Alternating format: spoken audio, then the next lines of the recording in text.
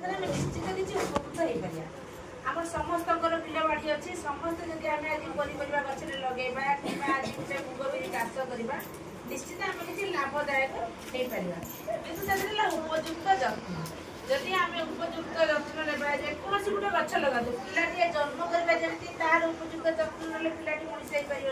सेमती जेकोसी गच लगा पनीपरिया गच लगा आज मुगबिरी चाष कर तार उपयुक्त जत्न दरकार प्रथम केमती आम हल करवा हल करने खत पके केमती हल करवा मझी बुणा केमती पानी पड़ा कि उपयुक्त समय विष दि सार दि आम ठीक अमल पाइपर से समस्ते ध्यान देवा दरकार आम निजर जमी बाड़ी केमती आम आज चाष करवा निजर घर गुजराण मेटाइवा संगे संगे अभाव अनाटन दूर हो पार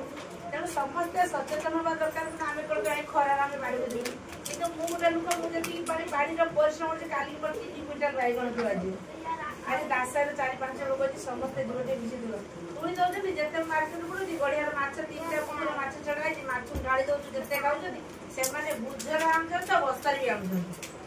से उपकृत होती मुझे उपकृत होती बेपारी भी नहीं माछ मैंने भी खाद्य खाऊँ से समस्ते जब आम निजे मैंने अधिक परिश्रम कर निश्चित तार फल आम जुगे जुगे थुआई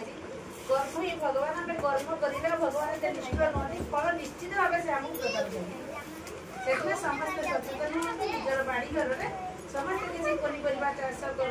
मुगबिरी चाष करके निजर गुजराण मेटाइवा संगे संगे अभाव अनाटन दूर नमस्कार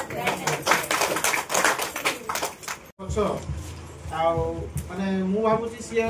माने होचंती माटीर मनीष तेणु माटी सहित सी सब माटी रही आगू भी रही आम पाखु मुझे चाकरी करी जो सब किसी जाने सी आने